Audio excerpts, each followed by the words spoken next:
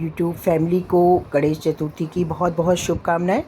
पप्पा का आगमन हो गया है और पप्पा के आने की खुशी में कुछ थोड़ा सा पप्पा के मन का भोग बनाना पड़ता है, थोड़ा सा सजावट।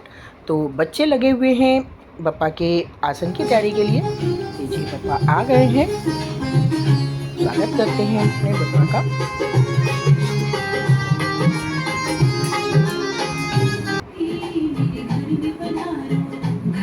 इस तरीके से पप्पा ने अपना आसन ग्रहण कर लिया है और विराजमान हो गए हैं। पूजन आरती वगैरह हो गई है। इसके बाद अब बनाने की बारी आती है भगवान के भोग की। तो गणेश भगवान को हरी मूंग की दाल के लड्डू या मोदक बहुत पसंद है और आज बुध भी था, तो इसलिए मैंने सोचा हरी मूंग की दाल के लड्डू बनाते हैं, जो कि इंस्टेंट बनाएंगे। दाल को भिगोया नहीं था, डायरेक्ट मैंने 1 कटोरी हरी मूंग की दाल ले ली है और इसको हम अच्छे से 2-3 बार पानी से वॉश कर देंगे। आप चाहें तो वॉश ना करना चाहें तो आप इसको एक साफ़ सूती कपड़े में रखकर पोंछ कर अच्छे से साफ़ कर लें, लेकिन मैंने इसको 2-3 बार पानी से वॉश कर दिया है ताकि इसमें जो भी इम्प्योरिटीज़ हो, जो भी डस्ट हो, वो सारी निकल जाए। बात आती है भोग की, प्रसाद की, तो शुद्धता का भी थोड़ा सा ध्यान देना पड़ता है, इसलिए दाल धुलकर अलग रख दी है। अब हम गैस पर रख देते हैं एक भारी तले की कढ़ाई और जो दाल धुली थी उस दाल को हम इस कढ़ाई में ट्रांसफ़र कर देंगे। अभी इसमें हम कोई घी या ऑयल नहीं डालेंगे, डायरेक्ट बस मुझे ऐसे ही दाल को ड्राई करना है, क्योंकि इसको वॉश किया है, ये गीली हो गई है, तो इसको हमें अच्छे से ड्राई कर लेना है। देखिए कितनी बढ़िया सी स्टीम निकल रही है, यानी दाल का जो भी मॉइस्चर है वो सब सूख रहा है। गैस की फ्लेम को हाई ही रखेंगे और चला चला कर दाल का मॉइस्चर पूरी तरीके से निकालने तक इसको हम भूनेंगे। चलाना इसलिए है कि ये कहीं से चिपके ना, अगर चिपक जाती है तो जो हरी मूंग की दाल का छिलका होता है वो काफ़ी सॉफ्ट होता है, तो उसमें बहुत जल्दी जल जाता है और महक आ जाती है, इसलिए इसको बराबर चलाते रहेंगे। अभी देखिए इसमें बहुत अच्छी सी स्टीम निकल रही है, आप देख भी पा रहे होंगे। 2 मिनट भूनने के बाद फिर हम इसी दाल में ऐड कर देते हैं 3 बड़े चम्मच देसी घी, जो शुद्ध घी होता है, उसको हमने 3 बड़े चम्मच ऐड कर दिया है।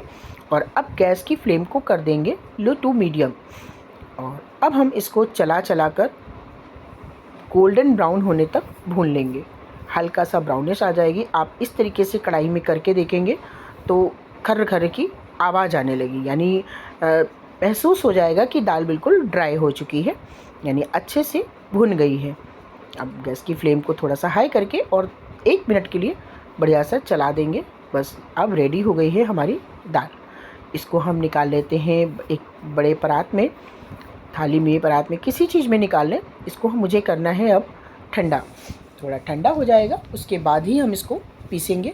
गरम में ना पीसने, नहीं तो गरम में पीसते हैं तो थोड़ा सा इसका जो फ्लेवर है वो बैठ जाता है, मर जाता है, इसलिए इसको ठंडा होने के बाद ही हम पीसेंगे। जब तक दाल ठंडी हो रही है तब तक सेम कढ़ाई में मैंने ले लिया है 1 चम्मच देसी घी और अब हम इसमें ऐड कर देंगे 1 मुट्ठी काजू और उसके साथ साथ 1 मुट्ठी बादाम, और लो टू मीडियम पर दोनों ड्राई फ्रूट्स को हम अच्छे से फ्राई कर लेंगे। यहाँ पर आप पम्पकिन सीड भी ले सकते हैं, आप शेषमे सीड भी ले सकते हैं, लेकिन मूंग की दाल में बहुत ज़्यादा ड्राई फ्रूट्स नहीं अच्छे भी लगते हैं और नहीं भी अच्छे लगते, अपनी अपनी पसंद है। देखिए ड्राई फ्रूट्स तल गए हैं और इनको निकाल लेते हैं अलग कटोरी में। कि बहुत इनमें कोई कलर नहीं लाना, बस हल्का सा क्रिस्प होने तक तलना है। अब उसी कढ़ाई में, इसमें थोड़ा सा घी बचा हुआ है, उसी में हम ऐड कर देते हैं 2 कटोरी चीनी। जिस कटोरी से मैंने दाल नाप ली थी उसी कटोरी से, सेम कटोरी से 2 कटोरी चीनी ले लेते हैं और उसी कटोरी से आधी कटोरी पानी वो भी चीनी में ऐड कर देंगे और इसको बढ़िया सा एक बार चला देंगे ताकि इसमें क्रिस्टलाइज ना हो, क्रिस्टल्स ना बने। और इसको अब हम गैस पर पकने देंगे, तब तक पकने देंगे जब तक केक बढ़िया सा चिपचिपा सिरप ना बन जाए, क्योंकि इसमें पानी बहुत कम पड़ा हुआ है, इसलिए बहुत जल्दी ही चिपचिपा सिरप बन जाएगा, यानी चाशनी बहुत अच्छे से बन जाएगी। लेकिन बस ध्यान रखें, चीनी को चलाते रहें। और इधर ड्राई फ्रूट्स ठंडे हो गए हैं, तो एक मिक्सर जार में ड्राई फ्रूट्स को ऐड कर देंगे और हल्का दरदरा पीस लेते हैं। आप चाहें इसको खलबत्ते में भी कूट सकते हैं। अब सेम जार में जो दाल भून कर रखी थी, उस दाल को भी हम ट्रांसफ़र कर लेते हैं, क्योंकि इसमें भी ड्राई फ्रूट्स लगे हुए हैं जार में। इसी में हम दाल को डालकर और बढ़िया सा पाउडर बना लेते हैं। इधर चाशनी को बीच बीच में चलाते रहेंगे। देखिए चाशनी एकदम लिक्विड फॉर्म में आ गई है, चीनी एकदम घुल चुकी है। अब हम इसको बिल्कुल लो फ्लेम पर पकने देंगे। और इधर दाल हमारी पिस गई है। देखिए बहुत बढ़िया पाउडर रेडी हो गया है। इसको निकाल लेते हैं एक बड़ी परात में। और ये सारा मूंग की दाल का पाउडर निकल आया है हमारा। अब इसमें जो ड्राई फ्रूट्स दरदरे पीस कर रखे थे, काजू और बादाम, उनको भी हम इसी दाल के पाउडर में ऐड कर देंगे। इस तरीके से दाल के पाउडर में ही सारे ड्राई फ्रूट्स ऐड कर दिए हैं। आप इसमें किशमिश भी डाल सकते हैं। और उसके बाद अब हम ले लेते हैं घर के दूध की मलाई। ये 2 किलो दूध की मलाई है, लगभग नाप में 1 कटोरी मलाई, और उसमें हम 4-5 चम्मच दूध भी डाल देंगे। अब आपके पास अगर यहाँ पर खोया हो तो आप खोया भी डाल सकते हैं, लेकिन मैंने मलाई, फ्रेश मलाई ही ली है। और ये दूध और मलाई मैंने दाल में इसलिए डाली है कि दाल भीगी नहीं थी, इसलिए इसमें दरदरा स्वाद ना आए, हल्का सा अंदर से सॉफ्ट हो जाए। इसलिए इसको हम दूध और मलाई में अच्छे से मिक्स कर देते हैं। जैसे हम मैदे में मोयन डालते हैं, इसी तरीके से इस दाल के पाउडर में हम दूध मलाई से मोयन लगा देंगे, यानी बढ़िया सा मिक्स कर देंगे। आप देख रहे होंगे कितना बढ़िया सा मिक्स हो गया है, एकदम एकसार हो गया है। दूध मलाई दाल में पूरी मिक्स हो गई है। बस इसी स्टेज का मुझे चाहिए। अब हम इसको रख देते हैं साइड में।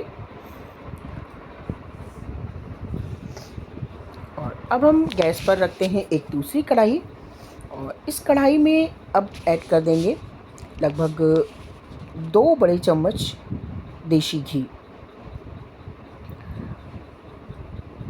देसी घी थोड़ा सा हल्का सा गुनगुना हो जाएगा, उसी स्टेज में जो दूध मलाई डालकर दाल का पाउडर रखा है, जो दाल का पाउडर पीस के रखा था, उसमें जो दूध मलाई मिक्स की है, उस पाउडर को हम इस कढ़ाई में ट्रांसफ़र कर देंगे। इस तरीके से इसमें ड्राई फ्रूट्स मिक्स हैं।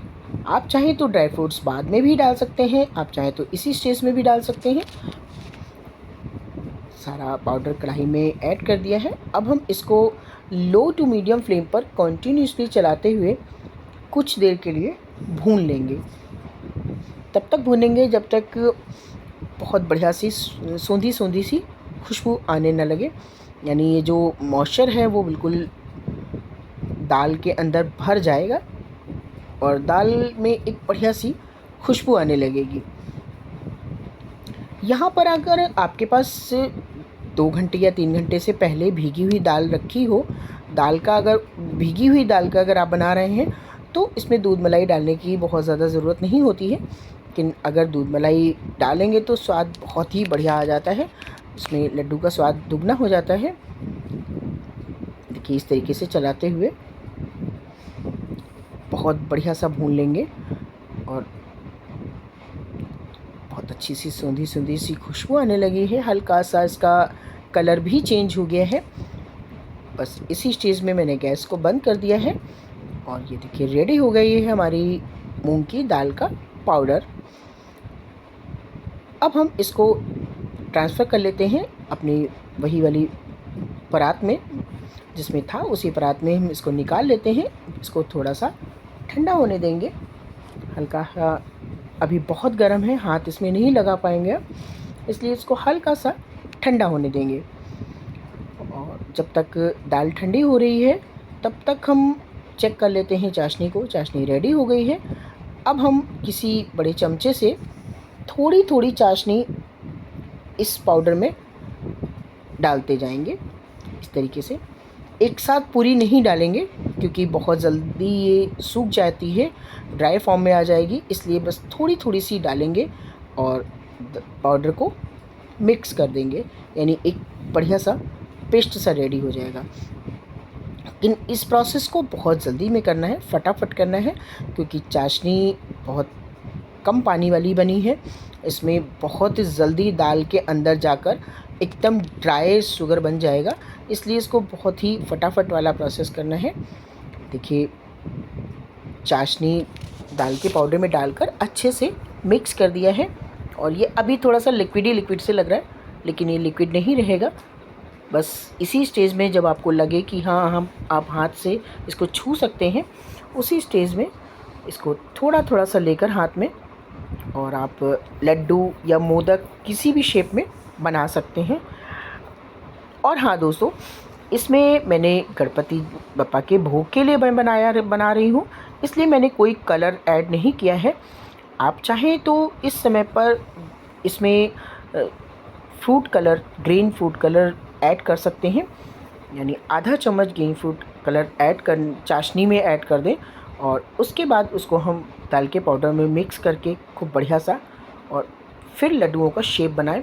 ये देखिए, मैंने हाथ से ही मोदक का शेप बनाया है और फिर लड्डू बनाए हैं। रेडी हो गए हैं हमारी इंस्टेंट हरी मूंग के दाल के लड्डू। अब आइए चलते हैं बप्पा को भोग लगाने। आरती का समय हो चुका है, फटाफट आरती करेंगे और बप्पा को भोग लगाएंगे। आप भी फटाफट एक लाइक कर दें और कमेंट करें कि इंस्टेंट मूंग की दाल के लड्डू आपको कैसे लगे, बप्पा का प्रसाद आपको कैसा लगा। और गणपति बप्पा मोरया कमेंट में लिखते जाइए और आप बताइए कि ये लड्डू कैसे लग रहे हैं।